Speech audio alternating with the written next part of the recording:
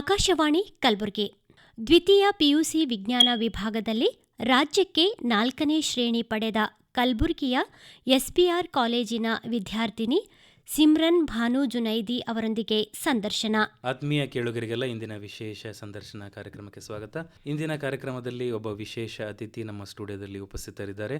ನಮ್ಮ ಕರ್ನಾಟಕಕ್ಕೆ 4ನೇ ರ್ಯಾಂಕು, ಕಲ್ಯಾಣ ಕರ್ನಾಟಕಕ್ಕೆ ಟಾಪರು, ಆಬ್ವಿಯಸ್ಲಿ ಕಲಬುರಗಿಗೆ ಟಾಪರ್. ಯಾವುದರಲ್ಲಿ ಟಾಪರ್ ಅಂತಂದ್ರೆ ಇತ್ತೀಚೆಗೆ ರಿಲೀಸ್ ಮಾಡಿದಂತಹ PUC 2ನೇ ಪರೀಕ್ಷೆಯ ಫಲಿತಾಂಶದಲ್ಲಿ ಇವರು ವಿಜ್ಞಾನ ವಿಭಾಗದಲ್ಲಿ ಟಾಪ್ ಮಾಡಿದ್ದಾರೆ. ಅವರ ಹೆಸರು ಸಿಮ್ರನ್ ಭಾನು ಜುನೈದಿ. ನಿಮ್ಮೆಲ್ಲರ ಪರವಾಗಿ ಅವರಿಗೆ ಕಾರ್ಯಕ್ರಮಕ್ಕೆ ಸ್ವಾಗತ ಮಾಡ್ತೀನಿ. ಸಿಮ್ರನ್ ಅವರೇ, ಕಾರ್ಯಕ್ರಮಕ್ಕೆ ನಿಮಗೆ ಸ್ವಾಗತ. ಮತ್ತೆ ಎಲ್ಲ ಕೇಳುಗರ ಪರವಾಗಿ, ಆಕಾಶವಾಣಿ ಪರವಾಗಿ ನಿಮಗೆ ಅಭಿನಂದನೆಗಳು. ಧನ್ಯವಾದಗಳು. ಸಿಮ್ರನ್ ಅವರೇ, ಮೊದಲಿಗೆ ನಮ್ಮ ಎಲ್ಲ ಕೇಳುಗರಿಗೂ ನೀವು ನಿಮ್ಮ ಪರಿಚಯವನ್ನು ಮಾಡಿಕೊಡ್ಬೇಕು. ಇತ್ತೀಚಿನ PUC ಸೆಕೆಂಡ್ ಇಯರ್ ಪರೀಕ್ಷೆಯಲ್ಲಿ ನಾನು ರಾಜ್ಯಕ್ಕೆ 4ನೇ ರ್ಯಾಂಕ್ ಪಡೆದಿದ್ದೇನೆ. ನನ್ನ ಹೆಸರು ಸಿಮ್ರನ್ ಭಾನು ಜುನೈದಿ. ನನ್ನ ತಂದೆ ಹೆಸರು ಮೊಹಮ್ಮದ್ ಜಹರುದ್ದೀನ್ ಜುನೈದಿ. ನನ್ನ ತಾಯಿ ಮುಮ್ತಾಜ್ ಬೇಗಂ. ನಾನು PUC ಫಸ್ಟ್ ಇಯರ್ ಹಾಗೂ second year Sharan Basaveshwara residential PU science Kalaburgi ಕಾಲೇಜಲ್ಲಿ ಓದಿದ್ದೇನೆ. ನಾನು 600ಕ್ಕೆ 596 ಅಂಕಗಳನ್ನು ಪಡೆದಿದ್ದೇನೆ. 596 ಅಂಕಗಳನ್ನು ಪಡೆದಿದ್ದೀರಾ. ಈ ಅಂಕಗಳನ್ನ ಕೇಳಿದ್ರೆ ಅಯ್ಯೋ ಪಾಪ, ಇನ್ನು 4 ಅಂಕಗಳು ಎಲ್ಲೋಯ್ತು ಅಂತ ಎಲ್ರಿಗೂ ಒಂಥರ ಕಾಡುತ್ತೆ. ಆ 4 ಅಂಕಗಳು ಎಲ್ಲೆಲ್ಲಿ ಮಿಸ್ ಆಗಿದೆ ಹೇಳಿ. 2 ಅಂಕಗಳು ಇಂಗ್ಲಿಷಲ್ಲಿ ಕಡಿಮೆ ಆಗಿದ್ದೇವೆ ಮತ್ತು 1 ಅಂಕ ಕೆಮಿಸ್ಟ್ರಿಯಲ್ಲಿ ಹಾಗೂ ಇನ್ನೊಂದು ಮ್ಯಾಥ್ಸ್ ನಲ್ಲಿ ಕಡಿಮೆ ಆಗಿದೆ. ನಿಮ್ಮ ಮೂಲತಃ ಎಲ್ಲಿಯವರು? ನಿಮ್ಮ ಊರು ಯಾವುದು? ನಿಮ್ಮ 10ನೇ ತರಗತಿವರೆಗೂ ನಿಮ್ಮ ವಿದ್ಯಾಭ್ಯಾಸ ಎಲ್ಲಿಂದ ಆಯಿತು? ನಾನು ಮೂಲವಾಗಿ ಚಿತ್ತಾಪುರ ತಾಲೂಕು, ಕಲಬುರ್ಗಿ ಡಿಸ್ಟ್ರಿಕ್ಟ್. ನಾನು ನರ್ಸರಿಯಿಂದ 5ನೇ ತರಗತಿವರೆಗೂ ವಿದ್ಯಾನಿಕೇತನ್ ಸ್ಕೂಲಿನಲ್ಲಿ ಓದಿದ್ದೇನೆ ಮತ್ತು 6ನೇ ತರಗತಿಯಿಂದ 10ನೇ ತರಗತಿಯವರೆಗೂ ಜವಾಹರ್ ನವೋದಯ ವಿದ್ಯಾಲಯ ಕೋರ್ವಾರ್ ಕಲಬುರ್ಗಿ 2 ನಲ್ಲಿ ಓದಿದ್ದೇನೆ. ಮತ್ತು PUC ಫಸ್ಟ್ ಇಯರ್ ಹಾಗೂ second year Sharan Basaveshwara residential PU college ಕಲಬುರ್ಗಿಯಲ್ಲಿ ಓದಿದ್ದೇನೆ. ಈಗ ನೀವು ಇಡೀ ಕರ್ನಾಟಕಕ್ಕೆ 4ನೇ ಸ್ಥಾನ ಪಡೆದಿದ್ದಾರೆ ವಿಜ್ಞಾನ ವಿಭಾಗದಲ್ಲಿ. ತುಂಬ ವಿದ್ಯಾರ್ಥಿಗಳಿಗೆ ಈ ಕನಸಿರುತ್ತೆ, ಮುಖ್ಯವಾಗಿ ಕಲ್ಯಾಣ ಕರ್ನಾಟಕದಲ್ಲಿ ಓದ್ತಿರೋ ವಿದ್ಯಾರ್ಥಿಗಳಿಗೆ ಕನಸಿರುತ್ತೆ. ಈಗ ಟಾಪರ್ ಆಗಬೇಕಾದ್ರೆ ನಮ್ಮ ಫ್ಯಾಮಿಲಿ ಬ್ಯಾಕ್ಗ್ರೌಂಡ್ ಈ ಥರ ಇರಬೇಕು, ನಾವು ಶ್ರೀಮಂತರಿರಬೇಕು, ನಮ್ಮ ಮನೆಯಲ್ಲೂ ಆ ಥರ ಹಿನ್ನೆಲೆಯವರು ಇರಬೇಕು ಅಂತ ತುಂಬ ಜನರ ಕಲ್ಪನೆ ಇರುತ್ತೆ. ನಿಮ್ಮ ಫ್ಯಾಮಿಲಿ ಬ್ಯಾಕ್ಗ್ರೌಂಡ್ ಯಾವ ರೀತಿ ಇತ್ತು? ತಂದೆ ತಾಯಿ ಏನು ಮಾಡ್ತಾರೆ? ನಿಮ್ಮ ಸಹೋದರರು ಇದ್ದರೆ ಅವರೇನು ಮಾಡ್ತಾರೆ? ನಿಮಗೆ ಮುಂಚೆ ಈ ಥರ ಸಾಧನೆ ಮಾಡಿದವರು ನಿಮ್ಮ ಮನೇಲಿ ಇದ್ರಾ? ನಮ್ಮ ಮನೆಯಲ್ಲಿ ತಂದೆ ಸಿವಿಲ್ ಕಾಂಟ್ರಾಕ್ಟರ್ ಆಗಿದ್ದಾರೆ, ತಾಯಿ ಹೌಸ್ ವೈಫ್ ಇದ್ದಾರೆ. ಮನೆಯಲ್ಲಿ ತುಂಬ ಸಪೋರ್ಟಿವ್ ಬ್ಯಾಕ್ಗ್ರೌಂಡ್. ಸ್ಟಡೀಸ್ ಬಗ್ಗೆ ಅಂತಂದರೆ ತುಂಬ ಸಪೋರ್ಟ್ ಮಾಡುತ್ತಾರೆ. ನನಗೆ ಒಬ್ಬ ಅಣ್ಣ ಇದ್ದಾನೆ, ಅವನು ಈಗ RV ಕಾಲೇಜ್ ಬೆಂಗಳೂರಿನಲ್ಲಿ ಇಂಜಿನಿಯರಿಂಗ್ ಮಾಡ್ತಾ ಇದ್ದಾನೆ. ಅವನು ಕೂಡ ಹೀಗೆ ಅವನು ನನಗೆ ಸ್ಫೂರ್ತಿ ಅಂತ ನಾನು ಹೇಳಬಹುದು. ಅವನು ತುಂಬ ಚೆನ್ನಾಗಿ ಓದುತ್ತಿದ್ದಾನೆ. ಅವನು ಕೂಡ 10ನೇ ತರಗತಿಯಲ್ಲಿ ಡಿಸ್ಟಿಕ್ಕಿಗೆ CBSE ನಲ್ಲಿ ಟಾಪರ್ ಬಂದಿದ್ದ. ಹಾಗೆ ಸೆಕೆಂಡ್ ಇಯರ್ ಅವನು ಆಳ್ವಾಸ್ PU ಕಾಲೇಜಿನಲ್ಲಿ ಮುಗಿಸಿದ್ದು. ನನಗೆ ಇನ್ನೂ 2 ತಂಗಿದರು ಮತ್ತು ಒಬ್ಬ ತಮ್ಮ ಇದ್ದಾನೆ. ಅವರು ಅಲ್ಲೇ ಚಿತ್ತಾಪುರ್ನಲ್ಲಿ ಓದುತ್ತಾರೆ. ಅವರು ಕೂಡ ಹೀಗೆ ಚೆನ್ನಾಗಿ ಓದುತ್ತಾರೆ. ಹೀಗಂತಲ್ಲ, ಸಾಧನೆ ಮಾಡ್ಬೇಕಂದ್ರೆ ಫ್ಯಾಮಿಲಿ ಬ್ಯಾಕ್ಗ್ರೌಂಡ್ ಚೆನ್ನಾಗಿರ್ಬೇಕಂತ. ನೀವು ಪರಿಶ್ರಮವಾಗಿ ಓದಿದ್ದರೆ ನೀವು ಸಾಧನೆ ಮಾಡಬಹುದು. ಹಾಗೆ ಮತ್ತು ಕಾಲೇಜಿನಲ್ಲಿ ಎಲ್ಲ ಟೀಚರ್ಸಿನ ಸಪೋರ್ಟು ಕೂಡ ತುಂಬ ಇಂಪಾರ್ಟೆಂಟ್. ನಮ್ಮ ಕಾಲೇಜಿನಲ್ಲಿ ಶಿಕ್ಷಕರು ತುಂಬ ಸಪೋರ್ಟ್ ಮಾಡಿದ್ರು. ನನಗೆ ಏನು ಡೌಟ್ಸ್ ಇದ್ದರೆ ಕ್ಲಾರಿಫೈ ಮಾಡ್ತಿದ್ರು. ಮತ್ತು ಕಾಲೇಜಿನಲ್ಲಿ ನಾನು ಹಾಸ್ಟೆಲ್ನಲ್ಲಿ ಇದ್ದುಕೊಂಡು ಓದಿದ್ದೇನೆ. ಹಾಸ್ಟೆಲಿನಲ್ಲಿ ಬೆಳಗ್ಗೆಯಿಂದ ರಾತ್ರಿಯವರೆಗೂ ಶಿಕ್ಷಕರು ಲಭ್ಯವಿರುತ್ತಿದ್ದರು. ಅವರು ನಮಗೆ ಏನೇ ಡೌಟ್ಸ್ ಇದ್ದರೂ ಕ್ಲಾರಿಫೈ ಮಾಡ್ತಿದ್ರು. ಏನು ತೊಂದರೆ ಇರಲಾರದ ಹಾಗೆ ನೋಡಿಕೊಳ್ಳುತ್ತಿದ್ದರು. ಈಗ ತುಂಬ ಜನರಿಗೆ ಇನ್ನೊಂದು ಕಲ್ಪನೆ ಇದೆ, ತುಂಬ ಒಳ್ಳೆ ಕಾಲೇಜಿನಲ್ಲಿ ಶಿಕ್ಷಣ ಪಡಿಬೇಕಂದ್ರೆ ತುಂಬ ದುಬಾರಿ ಫೀ ಕೊಡಬೇಕು ಅಂತ ಕಲ್ಪನೆ ಇದೆ. ಈಗ ನೀವು ನಿಮ್ಮ ಕಾಲೇಜ್ ಬಗ್ಗೆ ಹೇಳೋದಾದರೆ ಯಾವ ರೀತಿ, ಏನಾದರೂ ಅಲ್ಲಿ ಸ್ಕಾಲರ್ಶಿಪ್ ಅವಕಾಶ ಏನಾದರೂ ಇತ್ತಾ ನಿಮಗೆ? ಅಲ್ಲಿ Sharan Basaveshwara residential PU science ಕಾಲೇಜಿನಲ್ಲಿ ಹೋಗಬೇಕಾದ್ರೆ ಅವರು ಒಂದು ಎಂಟ್ರೆನ್ಸ್ ಟೆಸ್ಟನ್ನು ಕಂಡಕ್ಟ್ ಮಾಡುತ್ತಾರೆ. ನಾನು ಆ ಎಂಟ್ರೆನ್ಸ್ ಟೆಸ್ಟನ್ನು ಬರೆದು ಚಿರಂಜೀವಿ ದೊಡ್ಡಪ್ಪ ಅಪ್ಪ ಸ್ಕಾಲರ್ಶಿಪ್ ಪಡೆದುಕೊಂಡಿದ್ದೆ. ಅದರಿಂದ ನಾನು 5 ಲಕ್ಷವರೆಗೆ ಸ್ಕಾಲರ್ಶಿಪ್ ಪಡೆಯುವ ಮೂಲಕ PUC ಫಸ್ಟ್ ಹಾಗೂ ಸೆಕೆಂಡ್ ಇಯರ್ ಸಂಪೂರ್ಣ ಉಚಿತವಾಗಿ ಶಿಕ್ಷಣವನ್ನು ಪಡೆದುಕೊಂಡಿದ್ದೇನೆ. ಆ ಎಂಟ್ರೆನ್ಸ್ ಎಕ್ಸಾಮ್ ಬಗ್ಗೆ ಸ್ವಲ್ಪ ಹೇಳ್ತೀರಾ? ಅದು ಯಾವ ರೀತಿಯಾಗಿರುತ್ತೆ? ಯಾಕಂದರೆ ಅದು 10th ನಂತರ ಇರುವಂಥದ್ದು. ಈಗ 10th ಫಲಿತಾಂಶ ಇನ್ನೇನು ಕೆಲವು ವಾರಗಳಲ್ಲಿ ಬಂದೇ ಬರುತ್ತೆ.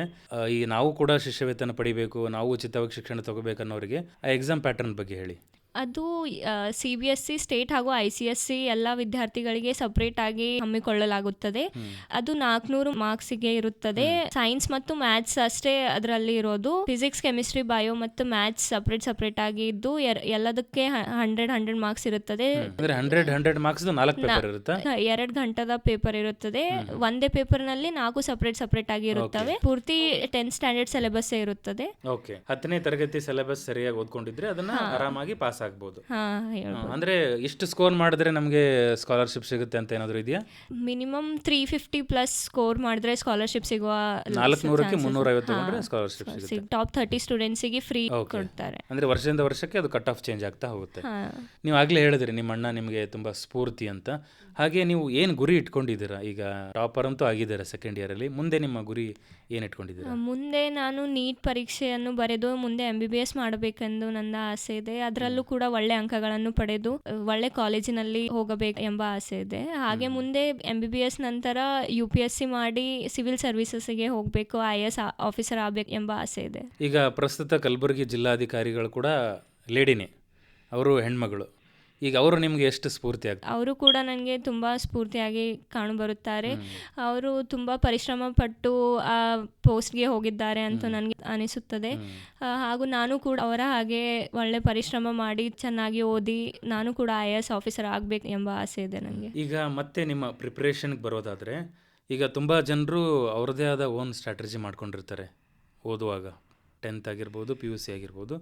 ನಿಮ್ಮ ಒಂದು ದಿವಸದ ವೇಳಾಪಟ್ಟಿ ಯಾವ ರೀತಿಯಾಗಿರ್ತಿತ್ತು? ಬೆಳಗ್ಗೆ 7:45ಗೆ ಕಾಲೇಜ್ ಶುರು ಆಗ್ತಿತ್ತು. 7:45ಇಂದ 5 o'clockವರೆಗೂ ಕಾಲೇಜಲ್ಲಿ ಕ್ಲಾಸಸ್ ಇರುತ್ತಿದ್ದವು. ಆದ ನಂತರ ನಮಗೆ 6 o'clocಕಿಂದ ರಾತ್ರಿ 10:30ವರೆಗೂ ಸ್ಟಡಿ ಅವರ್ಸ್ ಇರ್ತಿದ್ವು. ಹಾಸ್ಟೆಲ್ನಲ್ಲಿ ಇದ್ದುಕೊಂಡಿದ್ದೆ. ಸ್ಟಡಿ ಅವರ್ಸಲ್ಲೇ ನಾನು ಅವತ್ತಿಂದ ಸಿಲೆಬಸ್ ಅವತ್ತೇ ಕವರ್ ಮಾಡಕ್ಕೆ ನೋಡುತ್ತಿದ್ದೆ. ಹಾಗೆ ಕನ್ಸಿಸ್ಟೆನ್ಸಿ ಮೇಂಟೈನ್ ಮಾಡೋದು ತುಂಬ ಮುಖ್ಯ ಅಂತ ನನಗೆ ಅನಿಸುತ್ತದೆ. ನಮ್ಮ ಕಾಲೇಜಿನಲ್ಲಿ ವೀಕ್ಲಿ ಟೆಸ್ಟ್ಗಳನ್ನು ಕಂಡಕ್ಟ್ ಮಾಡುತ್ತಿದ್ದರು. ಅದರಿಂದ ಅವತ್ತಿಂದ ಸಿಲೆಬಸ್ ಅವತ್ತೇ ಕಂಪ್ಲೀಟ್ ಆಗ್ತಿತ್ತು, ಕ್ಲಾರಿಟಿ ಕೂಡ ಸಿಗ್ತಿತ್ತು. ಸ್ಟಡಿ ಅವರ್ಸ್ ಅಲ್ಲೇ ಓದುತ್ತಿದ್ದೆ ನಾನು. ಅಲ್ಲೇ ಶಿಕ್ಷಕರು ಕೂಡ ಇರುತ್ತಿದ್ರು. ಏನ್ ಡೌಟ್ಸ್ ಇದ್ರೆ ಅಲ್ಲೇ ಕ್ಲಾರಿಟಿ ಸಿಗ್ತಿತ್ತು. ಕನ್ಸಿಸ್ಟೆನ್ಸಿ ತುಂಬಾ ಇಂಪಾರ್ಟೆಂಟ್. ಲಾಸ್ಟ್ 1-2 ತಿಂಗಳು ಉಳಿದಾಗ ನಾವು ಇಷ್ಟು ದಿನ ಓದಿದ್ದಿಲ್ಲ ಅಂತಂದ್ರೆ ಪ್ರೆಷರ್ ಬೀಳಕ್ಕೆ ಶುರು ಆಗುತ್ತೆ. ಸೊ ಅದಕ್ಕೆ ನಾವು ಕನ್ಸಿಸ್ಟೆನ್ಸಿ ಮೇಂಟೈನ್ ಮಾಡಿದ್ರೆ ಏನು ತೊಂದರೆ ಆಗೋದಿಲ್ಲ ಎಕ್ಸಾಮ್ ಬರೋಕ್ಕೆ. ಅಂದ್ರೆ ಪ್ರತಿನಿತ್ಯ ಒಂದು ಟಾರ್ಗೆಟ್ ಇಟ್ಕೊಂಡು ಪ್ರಿಪರೇಷನ್ ಮಾಡಿದ್ರೆ ಆಗುತ್ತೆ ಅಂತ ಹೇಳ್ತೀರಾ. ಈಗ ಟಾಪರ್ ಆದ್ರೂ ನಿಮಗೂ ಕೂಡ ಕೆಲವೊಂದು ಸಬ್ಜೆಕ್ಟ್ಗಳು ಟಫ್ ಅನ್ಸುತ್ತೆ ಅಲ್ವಾ? ಆ ರೀತಿ ಯಾವ ಸಬ್ಜೆಕ್ಟ್ ನಿಮಗೆ ಟಫ್ ಅಂತ ಅನಿಸ್ತು? ಅದಕ್ಕೆ ಏನಾದರೂ ಬೇರೆ ಸ್ಟ್ರಾಟಜಿ ಮಾಡ್ಕೊಂಡಿದ್ದೀರಾ? ಹಂಗೇನಂತಲ್ಲ, ಲೈಕ್ ಯಾವುದು ಸಬ್ಜೆಕ್ಟ್ ಟಫ್ ಏನು ಅನಿಸ್ಲಿಲ್ಲ. ನಾವು ಅದಕ್ಕೆ ಜಾಸ್ತಿ ಟೈಮ್ ಕೊಡಲಿಲ್ಲ. ನಮ್ಗೆ ಇಂಟ್ರೆಸ್ಟ್ ಇರಲಿಲ್ಲ ಅಂತಂದರೆ ಅವು ನಮಗೆ ಟಫ್ ಅನಿಸುತ್ತವೆ. ಇಫ್ ನಾವು ಎಲ್ಲ ಸಬ್ಜೆಕ್ಟ್ಸ್ಗಳನ್ನು ಇಂಟ್ರೆಸ್ಟಿಂಗ್ ಆಗಿ ಮಾಡಿ ನಾವು ಅದರಲ್ಲಿ ಚೆನ್ನಾಗಿ ಓದಿದ್ರೆ ಏನು ಟಫ್ ಅನಿಸೋದಿಲ್ಲ ಅಂತ ನನಗೆ ಅನಿಸುತ್ತೆ. ಈಗ ಇನ್ನೊಂದು ತುಂಬ ಇಂಪಾರ್ಟೆಂಟ್ ವಿಷಯ ಈ ಜರ್ನಿಯಲ್ಲಿ ಅಂದರೆ ನೋಟ್ ಮೇಕಿಂಗ್ ಅಂತ ಹೇಳ್ತಾರೆ. ಯಾಕಂದರೆ ರಿವಿಷನ್ಗೆ ತುಂಬ ಅನುಕೂಲ ಆಗುತ್ತೆ ಅಂತ ಹೇಳ್ತಾರೆ. ನಿಮ್ಮದು ಯಾವ ರೀತಿ ನೋಟ್ಸ್ ಮಾಡ್ತಿದ್ರಿ? ಶಾರ್ಟ್ ನೋಟ್ಸ್ ಮಾಡ್ತಿದ್ರಾ, ಲೆಂದಿ ನೋಟ್ಸ್ ಮಾಡ್ತಿದ್ರಾ, ಅಥವಾ ಬುಕ್ಕನ್ನೇ ಅಂಡರ್ಲೈನ್ ಮಾಡ್ಕೊಂಡು ಹೈಲೈಟ್ ಮಾಡ್ತಿದ್ರಾ? ಟೀಚರ್ಸ್ ಕ್ಲಾಸ್ನಲ್ಲೇ ನೋಟ್ಸ್ ಕೊಡ್ತಿದ್ರು. ಅದು ನೋಟ್ಸ್ ತುಂಬ ಹೆಲ್ಪ್ ಆಗಿದ್ದು. ಮತ್ತು ನಾನು ಮುಖ್ಯವಾಗಿ ಟೆಕ್ಸ್ಟ್ ಬುಕ್ಸ್ಗಳನ್ನೇ ಓದಿದ್ದು. ಲೈಕ್ ಅದೇ ರೆಫರ್ ಮಾಡಿದ್ದು, ಬೇರೆ ಏನು ಜಾಸ್ತಿ ರೆಫರೆನ್ಸ್ ಬುಕ್ಗಳನ್ನು ಯೂಸ್ ಮಾಡಿರಲಿಲ್ಲ. ಸೊ ಅಲ್ಲಿಂದೇ ಟೆಕ್ಸ್ಟ್ ಬುಕ್ಕನ್ನೇ ಓದಿ ಅಲ್ಲೇ ಅಂಡರ್ಲೈನ್ ಮಾಡಿ ಸ್ವಲ್ಪ ಕ್ಲಾಸಿನ ನೋಟ್ಸು ಕೂಡ ಎಲ್ಲ ಸ್ವಲ್ಪ ಇಲ್ಲಿಂದ ಇಂಪಾರ್ಟೆಂಟ್ ಪಾಯಿಂಟ್ಸ್ಗಳನ್ನು ಕಲೆಕ್ಟ್ ಮಾಡಿ ನಾನು ಒಂದು ನೋಟ್ಸ್ ಮಾಡಿಕೊಂಡಿದ್ದೆ. ಸೊ ಅದು ಕೂಡ ನನಗೆ ತುಂಬ ಹೆಲ್ಪ್ ಆಯಿತು ಲಾಸ್ಟಿಗೆ. ಈಗ ವರ್ಷ ಪೂರ್ತಿ ಪ್ರಿಪ್ರೇಷನ್ ಒಂದು ಕಡೆ ಆದರೆ, ಎಕ್ಸಾಮ್ ಹತ್ತಿರ ಬಂದಾಗ ಒಂದು ರೀತಿಯ ಪ್ರಿಪ್ರೇಷನ್ ಮಾಡಬೇಕಾಗತ್ತೆ. ಅದು ಯಾವ ರೀತಿಯಾಗಿತ್ತು ನಿಮ್ಮದು? ಲಾಸ್ಟಿಗೆ ಎಕ್ಸಾಮ್ ಹತ್ತಿರ ಬಂದಾಗ ನಾನು ಎಲ್ಲ ನನ್ನ ನೋಟ್ಸ್ ರಿವೈಸ್ ಮಾಡಿಕೊಂಡು ಸ್ವಲ್ಪ ಬೋರ್ಡ್ ಕಡೆಯಿಂದ ಬಂದಿದ್ದು ಮಾಡೆಲ್ ಪೇಪರ್ಸ್ ಎಲ್ಲ ಸಾಲ್ವ್ ಮಾಡಿದ್ದೆ ಮತ್ತು ಪ್ರೀವಿಯಸ್ ಇಯರ್ಸ್ ಕ್ವಶನ್ಸ್ ಎಲ್ಲ ಸಾಲ್ವ್ ಮಾಡಿದ್ದೆ ಮತ್ತು ನೋಟ್ಸನ್ನೇ ರಿವೈಸ್ ಮಾಡಿದ್ದೆ. ಈಗ ತುಂಬ ವಿದ್ಯಾರ್ಥಿಗಳಿಗೆ ಮನೆ ಬಿಟ್ಟು, ಪಾಲಕರಿಂದ, ಪೋಷಕರಿಂದ ದೂರ ಇದ್ದು, ಮನೆಯ ಊಟ ಬಿಟ್ಟು ಬೇರೆ ಕಡೆ ಹಾಸ್ಟೆಲಲ್ಲಿ ಇದ್ದು ಓದು ತುಂಬ ಸವಾಲಿನ ಕೆಲಸ ಆಗುತ್ತೆ. ಇದು ಅಷ್ಟು ಸುಲಭ ಅಲ್ಲ. ತುಂಬ ಜನರಿಗೆ ಕೆಲವೊಬ್ಬರು ಹ್ಯಾಂಡಲ್ ಮಾಡಲಿಕ್ಕೂ ಆಗಲ್ಲ. ಇದನ್ನೆಲ್ಲ ನೀವು ಯಾವ ರೀತಿ ಹ್ಯಾಂಡಲ್ ಮಾಡಿದ್ರಿ? ಅಂದರೆ ಬರೀ ಓದೋದು ಅಷ್ಟೇ ಅಲ್ಲ, ಇಲ್ಲಿ ಎಮೋಷ್ನಲ್ ಆ್ಯಂಗಲ್ ಕೂಡ ಇರುತ್ತೆ. ಅದನ್ನು ನೀವು ಯಾವ ರೀತಿ ನಿಭಾಯಿಸ್ತೀರಿ? ನಾನು ಆ್ಯಕ್ಚುಲಿ 6th ಸ್ಟ್ಯಾಂಡರ್ಡಿಂದ ಹಾಸ್ಟೆಲ್ನಲ್ಲೇ ಇದ್ದಿದ್ದು. ಜವಾಹರ್ ನವೋದಯ ವಿದ್ಯಾಲಯದಲ್ಲಿ. ಹಾಗೆ ನಂಗೆ ಅಷ್ಟೇನು ತೊಂದರೆ ಆಗಲಿಲ್ಲ. ಇಲ್ಲಿ ಹಾಸ್ಟೆಲ್ನಲ್ಲೂ ಕೂಡ ತುಂಬ ಒಳ್ಳೆಯ ವಾತಾವರಣ ಇದೆ, ಎಲ್ಲರೂ ಇರುತ್ತಾರಲ್ಲ, ಸೊ ಅಷ್ಟು ಏನು ಅನಿಸೋದಿಲ್ಲ. ಲೈಕ್ ನಾವು ಅಷ್ಟೇ ಇದ್ದೀವಿ, ಬೇರೆಯವ್ರಿಗೆ ನೋಡಿ ನಮಗೆ ಒಂದು ಕಾನ್ಫಿಡೆನ್ಸ್ ಬರುತ್ತದೆ, ಲೈಕ್ ಅವರು ಇರುತ್ತಾರಲ್ಲ, ನಾವು ಯಾಕೆ ಇರೋಕ್ಕಾಗಲ್ಲ ಅಂತ. ಅವ್ರಿಗೆ ಒಬ್ರಿಗೊಬ್ರು ನೋಡು ಓದಲು ಕೂಡ ತುಂಬ ಹೆಲ್ಪ್ ಆಗುತ್ತದೆ. ಸೊ ಟೀಚರ್ಸು ಕೂಡ ನಮಗೆ ತುಂಬ ಹೆಲ್ಪ್ ಮಾಡಿದ್ದಾರೆ. ಅವರು ಹಿಂಗೆ ಮನೆ ನೆನಪಾಗದ ಹಾಗೆ ನೋಡಿಕೊಳ್ಳುತ್ತಿದ್ದರು ನಮಗೆ. ಈಗ ಇನ್ನೊಂದು ದೊಡ್ಡ ಈ ಕಾಲದ ಸಮಸ್ಯೆ ಅಂದರೆ ಇಂಟರ್ನೆಟ್ ಆ್ಯಂಡ್ ಮೊಬೈಲ್. ನೀವು ಇಂಟರ್ನೆಟ್ ಮೊಬೈಲ್ ಬಳಸ್ತಿದ್ರಾ? 2 ವರ್ಷ ಪೂರ್ತಿ ನಾನು ಒಟ್ಟ ಮೊಬೈಲ್ ಲೈಕ್ ಮುಟ್ಟೂ ಇಲ್ಲ. ಕಾಲೇಜಿನಲ್ಲೇ ಟೀಚರ್ಸ್ ಕಲಿಸಿದ್ದಷ್ಟೇ ಮತ್ತು ನಾವು ಸ್ವತಃವಾಗಿ ಓದಿದ್ದಷ್ಟೇ. ಲೈಕ್ ಅದು ಏನಂದರೆ ಮೊಬೈಲ್ ಸ್ವಲ್ಪ ಡಿಸ್ಟ್ರಾಕ್ಷನ್ಗೆ ಕಾರಣವಾಗುತ್ತದೆ. ನಾವು ಏನೋ ನೋಡೋಕ್ಕೆ ಹೋಗಿ ಲೈಕ್ ಪೂರಾ ಡಿಸ್ಟ್ರಾಕ್ಟ್ ಆಗಿಬಿಡುತ್ತಾರೆ, ಅಲ್ಲೇ 1-2 ಗಂಟೆ ವೇಸ್ಟ್ ಆಗಿಬಿಡುತ್ತದೆ. ಏನೋ ಡೌಟ್ ಅಂತ ಮೊಬೈಲ್ ತೆಗಿತೀವಿ, ಅದು ಡೌಟ್ ನೋಡೋಕ್ಕೆ ಹೋಗಿ ಬೇರೆ ಡಿಸ್ಟ್ರಾಕ್ಷನ್ಸ್ ಎಲ್ಲ ಅವೆಲ್ಲ ನೋಡಿಕೊಳ್ಳುತ್ತಾ ಅಲ್ಲೇ ಟೈಮ್ ಹೋಗುತ್ತದೆ. ಸೊ ಮೊಬೈಲ್ ಒಂದು ಡಿಸ್ಟ್ರಾಕ್ಷನ್ ಅಂತ ಹೇಳ್ಬೋದು. ಬಟ್ ನಿಮ್ಮಲ್ಲಿ ಕಾನ್ಫಿಡೆನ್ಸ್ ಇದ್ದರೆ ಲೈಕ್ ನೀವು ಡಿಸ್ಟ್ರಾಕ್ಟ್ ಆಗಲ್ಲ ಅಂತಂದರೆ ನಡೆಯುತ್ತೆ. ಇಂಟರ್ನೆಟ್ ಕೂಡ ಒಂದು ಒಳ್ಳೆ ಸಾಧನ ಅಂತ ಹೇಳ್ಬೋದು. ಅಂದರೆ ಜುಡಿಷಿಯಸ್ ಆಗಿ ಯೂಸ್ ಮಾಡಬೇಕು ಅಂತ ಹೇಳ್ತೀರಾ ನೀವು. ಇನ್ನೊಂದು, ಈಗ ಟಾಪರ್ಸ್ ಎಲ್ಲ ಪುಸ್ತಕದ ಹುಳುಗಳಾಗಿರ್ತಾರೆ ಅಂತ ತುಂಬ ಜನರ ಅಭಿಪ್ರಾಯ. ಅಂದರೆ ಅವ್ರಿಗೆ ಹೊರಗಿನ ಪ್ರಪಂಚದ ಜ್ಞಾನ ಏನೂ ಇರಲ್ಲ, ಬರೀ ಪುಸ್ತಕದ ಅಷ್ಟೇ ಜ್ಞಾನ ಇರುತ್ತೆ ಅಂತ. ಈಗ ಯಾಕೆಂದರೆ ನೀವು ಯಾವುದೇ ಸ್ಪೋರ್ಟ್ಸಲ್ಲಿ ಭಾಗವಹಿಸಲ್ಲ, ಯಾವುದೇ ಸಾಂಸ್ಕೃತಿಕ ಚಟುವಟಿಕೆಯಲ್ಲಿ ಭಾಗವಹಿಸಲ್ಲ ಅಂತ ಹೇಳ್ತಾರೆ ತುಂಬ ಜನರು. ನೀವು ಯಾವುದ್ರಲ್ಲಿ ಭಾಗವಹಿಸಿದ್ರಿ? ಸ್ಟಡೀಸ್ ಬಿಟ್ಟು ಬೇರೆದರಲ್ಲೂ ನೀವು ತೊಡಗಿಸ್ಕೊಂಡಿದ್ರ? ಎಲ್ಲ ಮ್ಯಾನೇಜ್ಮೆಂಟ್ ಹೆಂಗಿತ್ತು ನಿಮ್ಮದು? ನಾ ಹಂಗೆ ಬುಕ್ಕಿನ ಹುಳ ಅಂತೂ ಅಲ್ಲ, ಎಲ್ಲ ಕಾರ್ಯಕ್ರಮಗಳಲ್ಲಿ ಭಾಗವಹಿಸುತ್ತಿದ್ದೆ ಮತ್ತು ಸ್ಪೋರ್ಟ್ಸ್ನಲ್ಲಿಯೂ ಕೂಡ ನಾನು ಭಾಗವಹಿಸಿದ್ದೇನೆ. ನಾನು ಶಾಲೆಯಲ್ಲಿ ಬಾಸ್ಕೆಟ್ಬಾಲ್ ರೀಜ್ನಲ್ ಲೆವೆಲ್ವರೆಗೂ ಹೋಗಿದ್ದೇನೆ ಮತ್ತು ಏನು ಕಾರ್ಯಕ್ರಮಗಳಿದ್ರೆ ನೃತ್ಯ, ಸಂಗೀತ ಎಲ್ಲದರಲ್ಲೂ ಭಾಗವಹಿಸುತ್ತಿದ್ದೆ. ಅಂದರೆ ಎಲ್ಲ ಸರಿಯಾಗಿ ನೀವು ಬ್ಯಾಲೆನ್ಸ್ ಮಾಡ್ಕೊಂಡಿದ್ದೀರ. ಮತ್ತು ಇನ್ನೊಂದೇನೆಂದರೆ, ತುಂಬ ಜನ ನಮ್ಮ ಕಲ್ಯಾಣ ಕರ್ನಾಟಕ ಭಾಗದಲ್ಲಿ ಇನ್ನೂ ಹೆಚ್ಚಿನ ಜನರು ಗ್ರಾಮೀಣ ಪ್ರದೇಶದಲ್ಲಿ ವಾಸ ಮಾಡ್ತಿದ್ದಾರೆ, ರೈತ ಕುಟುಂಬಗಳು ಜಾಸ್ತಿ ಇದೆ. ಈಗ ಈ ಸಂದರ್ಶನ ಕೇಳ್ತಿರೋ ಅನೇಕ ಹೆಣ್ಮಕ್ಳು ನಿಮ್ಮ ಥರ ಸಾಧನೆ ಮಾಡಬೇಕು ಅಂದ್ಕೊಂಡಿದ್ದಾರೆ. ಅವ್ರಿಗೇನು ನೀವು ಕಿವಿ ಮಾತು ಹೇಳಲಿಕ್ಕೆ ಇಷ್ಟಪಡ್ತೀರಾ? ನೀವು ಹಿಂದುಳಿದವರು, ನೀವು ಗ್ರಾಮೀಣ ಪ್ರದೇಶದಲ್ಲಿದ್ದೀರಿ ಅಂತ ನೀವು ಏನು ಅದಕ್ಕೆ ಒಳಗಾಗಬಾರದು. ನಿಮ್ಮಲ್ಲೂ ಕೂಡ ಒಂದು ಪ್ರತಿಭೆ ಇರುತ್ತದೆ ಅಂತ ನೀವು ಅಂದ್ಕೊಂಡು ಒಂದು ಒಳ್ಳೆ ಸಾಧನೆ ಮಾಡಬಹುದು. ನೀವು ಯಾವತ್ತೂ ನೀವು ಹಿಂದುಳಿದವರು ಅಂತ ನೊಂದುಕೊಳ್ಳಬಾರದು. ನಿಮ್ಮ ಪ್ರತಿಭೆಯನ್ನು ಹುಡುಕಿಕೊಂಡು ನೀವು ಅದರಲ್ಲಿ ಮುಂದೆ ಸಕ್ಸಸ್ ಆಗಬಹುದು ಅಂತ ನನಗೆ ಅನಿಸುತ್ತದೆ. ನಿಮಗೆ ಅದರಲ್ಲಿ ಇಚ್ಛೆ ಇರುತ್ತದೆ, ಅದನ್ನು ಹುಡುಕಿಕೊಂಡು ನೀವು ಒಂದು ಒಳ್ಳೆ ಸಾಧನೆಯನ್ನು ಮಾಡಬಹುದು. ಎಲ್ರಿಗೂ ಪರೀಕ್ಷೆಯಲ್ಲಿ ಉತ್ತಮ ಅಂಕಗಳು ಬರಲ್ಲ. ಕೆಲವೊಬ್ಬರಿಗೆ ತುಂಬ ಕಡಿಮೆ ಅಂಕಗಳು ಬಂದಿರುತ್ತೆ, ಕೆಲವೊಬ್ಬರಿಗೆ ಸರಾಸರಿ ಅಂಕಗಳು ಬಂದಿರುತ್ತೆ. ಆ ವಿದ್ಯಾರ್ಥಿಗಳು ತಮ್ಮ ಕಾನ್ಫಿಡೆನ್ಸನ್ನು ಯಾವ ರೀತಿ ಉಳಿಸ್ಕೋಬೇಕು? ಅಂದರೆ ಇಷ್ಟು ಕಮ್ಮಿ ಮಾರ್ಕ್ಸ್ ಬಂತಲ್ಲಪ್ಪ, ನಾನು ಏನು ಮಾಡಲಿ ಮುಂದೆ ಅಂತ ನಿರಾಶರಾಗೋರು ಇದ್ದೇ ಇರ್ತಾರೆ. ಅವರಿಗೆ ನೀವೇನು ಹೇಳ್ತೀರಾ? ಕಡಿಮೆ ಮಾರ್ಕ್ಸ್ ಬಂದವಂತ ನೀವು ನಿರಾಸೆ ಪಡಬಾರದು. ಮುಂದೆ ಇನ್ನೂ ಹಲವಾರು ಪರೀಕ್ಷೆಗಳು ಇದ್ದೇ ಇರುತ್ತವೆ. ಇದು ಅಂತೂ ಲೈಫಿನ ಎಂಡ್ ಅಲ್ಲ. ಸೊ ನೀವು ಬೇರೆ ಪರೀಕ್ಷೆಗಳನ್ನು ಹುಡುಕಿಕೊಂಡು ಅದರಲ್ಲಿ ಚೆನ್ನಾಗಿ ಮಾಡಬಹುದು ಅಂತ ಒಂದು ನಂಬಿಕೆ ಇಟ್ಟುಕೊಳ್ಳಬೇಕು. ಇಲ್ಲೇ ನಿಮ್ಮ ಹೋಪನ್ನು ಕಳೆದುಕೊಳ್ಳಬಾರದು ಅಂತ ನನಗನಿಸುತ್ತದೆ. ಸೊ ನೀವು ಮುಂದೆ ಯಾವುದು ಇನ್ನು KCT ಪರೀಕ್ಷೆ ಇದೆ, ನೀಟ್ ಪರೀಕ್ಷೆ ಇದೆ, JEE ಪರೀಕ್ಷೆ ಇರುತ್ತದೆ. ಸೊ ನೀವು ಅದರಲ್ಲಿ ಕೂಡ ಚೆನ್ನಾಗಿ ಮಾಡಿ ನಿಮ್ಮ ಮುಂದಿನ ಜೀವನವನ್ನು ಚೆನ್ನಾಗಿ ಸಾಗಿಸಬಹುದು ಅನಿಸುತ್ತದೆ. ನಿಮ್ಮ ಯಶಸ್ಸಿನ ಕ್ರೆಡಿಟನ್ನು ನೀವು ಯಾರಿಗೆ ಕೊಡ್ಲಿಕ್ಕೆ ಇಷ್ಟಪಡ್ತೀರಾ? ನಿಮ್ಮ ಶಿಕ್ಷಕರಾಗಿರ್ಬೋದು, ಪೋಷಕರಾಗಿರ್ಬೋದು, ಅವ್ರ ಬಗ್ಗೆ ಹೇಳಿ. ಕಾಲೇಜಿನಲ್ಲಿ ಎಲ್ಲ ಶಿಕ್ಷಕರು ತುಂಬ ಸಪೋರ್ಟ್ ಮಾಡಿದ್ದಾರೆ. ನಮ್ಮ ಪ್ರಿನ್ಸಿಪಲ್ರಾದ NS ದೇವರ್ಕಲ್ ಸರ್ ಹಾಗೂ ಇನ್ಚಾರ್ಜ್ ಪ್ರಿನ್ಸಿಪಲ್ರಾದ ಶ್ರೀಶೈಲ್ ಹೊಗಾಡೆ ಸರ್ ತುಂಬ ಸಪೋರ್ಟ್ ಮಾಡಿದ್ದಾರೆ. ಎಲ್ಲ ಶಿಕ್ಷಕರು ಕೂಡ ತುಂಬ ಸಪೋರ್ಟ್ ಮಾಡಿದ್ದಾರೆ ಹಾಗೂ ಪಾಲಕರು ಕೂಡ ಅಷ್ಟೇ. ಅವರು ನಾ ಹಾಸ್ಟೆಲ್ದಾಗಿದ್ದರೂ ಕೂಡ ಅವರು ನನಗೆ ತುಂಬ ಸಪೋರ್ಟ್ ಮಾಡ್ತಿದ್ರು. ನಂಗೆ ಏನು ಕಡಿಮೆ ಬೀಳಲಾರದ ಹಾಗೆ ನೋಡಿಕೊಳ್ಳುತ್ತಿದ್ರು. ಯಾವಾಗ ಬೇಕಾದರೆ ಬಂದು ಲೈಕ್ ಮೀಟ್ ಆಗಿ ಹೋಗುತ್ತಿದ್ರು. ಸೊ ಇವರೆಲ್ಲ ನನಗೆ ತುಂಬ ಸಪೋರ್ಟ್ ಮಾಡಿದ್ದಾರೆ. ನಂದು ಸಾಧನೆಗೆ ಕ್ರೆಡಿಟ್ ಅಂತಂದರೆ ನನ್ನ ಶಿಕ್ಷಕರು ಹಾಗೂ ನನ್ನ ಪಾಲಕರು ಅಂತ ಹೇಳ್ಬೋದು. ಪತ್ರಿಕೆಯಲ್ಲೆಲ್ಲ ನಾವು ನೋಡಿದ್ದೀವಿ, ಈಗಲೇ ನೀವು ಹೇಳಿದಾಗೆ ನೀವು ಕೂಡ ಮುಂದೆ IAS ಅಧಿಕಾರಿ ಆಗಬೇಕು ಅಂತ ಅಂದ್ಕೊಂಡಿದ್ದೀರಿ. ಈಗ ಸಾಮಾನ್ಯವಾಗಿ ಟಾಪರ್ ಆದಮೇಲೆ ಗುರುತಿಸೋದು ತುಂಬ ಮುಖ್ಯ ಆಗುತ್ತೆ. ನಿಮಗೆ ನಮ್ಮ ಕಲಬುರಗಿಯ ಉಸ್ತುವಾರಿ ಸಚಿವರು ಗುರುತಿಸಿ ಸನ್ಮಾನ ಮಾಡಿದ್ದಾರೆ. ಆ ಕ್ಷಣ ನಿಮ್ಗೆ ಹೇಗೆ ಅನಿಸ್ತು? ತುಂಬ ಪ್ರೌಡ್ ಫೀಲಿಂಗ್ ಬರುತ್ತಿತ್ತು.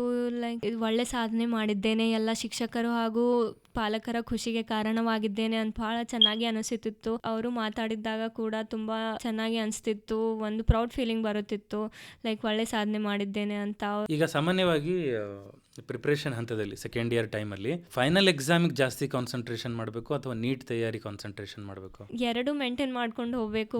ಒಂದು ಕಾನ್ಸಂಟ್ರೇಟ್ ಮಾಡಿದ್ರೆ ಇನ್ನೊಂದು ಹೋಗುತ್ತದೆ. ಲೈಕ್ ಅದಕ್ಕೆ ಇಫ್ ನೀವು ನೀಟಿಗೆ ಪ್ರಿಪೇರ್ ಆಗ್ಲತ್ತಿದ್ದೀರ ಅಂತಂದರೆ ಅಲ್ಲಿ ಥೇರಿ ಕೂಡ ಬೇಕೇ ಬೇಕು. ಸೊ ಅದ್ರ ಮೇಲೆ ಫೋಕಸ್ ಮಾಡಿದ್ರೆ ಇಂಡೈರೆಕ್ಟ್ಲಿ ಇದ್ರ ಮೇಲೂ ಫೋಕಸ್ ಆಗೇ ಆಗುತ್ತದೆ. ಸೊ ನೀವು ಥೇರಿ ಮೇಲೂ ಫೋಕಸ್ ಮಾಡಬೇಕು, ಅದ್ರ ಮೇಲೂ ಫೋಕಸ್ ಮಾಡಬೇಕು ಅಂತ ನಾನು ಹಾಗೆ ಮಾಡಿದ್ದೇನೆ. ನೀಟ್ನಲ್ಲಿ ಜಸ್ಟ್ MCQs ಇರುತ್ತವೆ ಅಂತ ಥೇರಿ ಏನು ಬಿಡಲಿಲ್ಲ. ಥೇರಿಯೂ ಕೂಡ ಹೆಲ್ಪ್ ಆಗುತ್ತೆ ನೀಟಿಗಂತ ಥೇರಿನೂ ಕೂಡ ಮಾಡಿದ್ದೆ. ಈಗ ನೀಟ್ ಪರೀಕ್ಷೆಗೆ ಯಾವ ರೀತಿ ತಯಾರಿ ನಡೆದಿದೆ ನಿಮ್ದು? ಇನ್ನೇನು ಕೆಲವೇ ದಿನಗಳಲ್ಲಿ ನೀಟ್ ಪರೀಕ್ಷೆ ಕೂಡ ಇದೆ. ನಮ್ಮ ಕಾಲೇಜಿನಲ್ಲಿ ಡೈಲಿ ಟೆಸ್ಟ್ ಇರುತ್ತವೆ, ಮಾಕ್ ಟೆಸ್ಟ್ ಇರುತ್ತವೆ. ಅದರಲ್ಲೂ ಕೂಡ ಒಳ್ಳೆಯ ಅಂಕಗಳನ್ನು ತೆಗೆಯುತ್ತಿದ್ದೇನೆ. ಸೊ ಮುಂದಿನ ನೀಟಿನ ಪರೀಕ್ಷೆಯಲ್ಲೂ ಕೂಡ ಹೀಗೆ ಮಾಡಬೇಕೆಂದು ಆಸೆ ಇದೆ. ಕೊನೆಯದಾಗಿ ಏನು ನೀವು ಕಿವಿಮಾತು ಹೇಳಲಿಕ್ಕೆ ಇಷ್ಟಪಡ್ತೀರಾ ನಿಮ್ಮ ಥರ ಇರೋ ಅನೇಕ ವಿದ್ಯಾರ್ಥಿನಿಯರಿಗೆ? ಯಾವತ್ತು ನಿಮ್ಮ ಕಾನ್ಫಿಡೆನ್ಸನ್ನು ಲೂಸ್ ಮಾಡಿಕೊಳ್ಳಬೇಡಿ. ನಿಮ್ಮಲ್ಲಿ ಯಾವುದಾದ್ರೂ ಒಂದು ಪ್ರತಿಭೆ ಇದ್ದೇ ಇರುತ್ತದೆ. ಅದನ್ನು ಹುಡುಕಿಕೊಂಡು ನೀವು ಅದನ್ನು ಮುಂದುವಹಿಸಿ ಅದರಲ್ಲಿ ಒಳ್ಳೆಯ ಸಾಧನೆ ಮಾಡಬಹುದು. ಸೊ ನೀವು ಯಾವತ್ತೂ ಸ್ಟಾಪ್ ಆಗಬೇಡಿ. Success is not an end, success is a journey.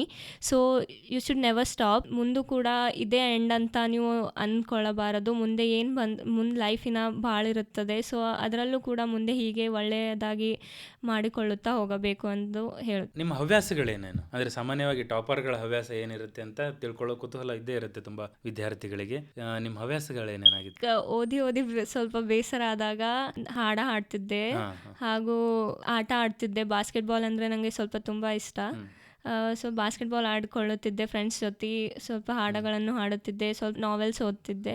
So ಹೀಗೆ ನನ್ನ ಹವ್ಯಾಸಗಳು. ಹಾಡೋದು ನಿಮ್ಮ ಹವ್ಯಾಸ ಅಂತ ಹೇಳಿದ್ರಿ.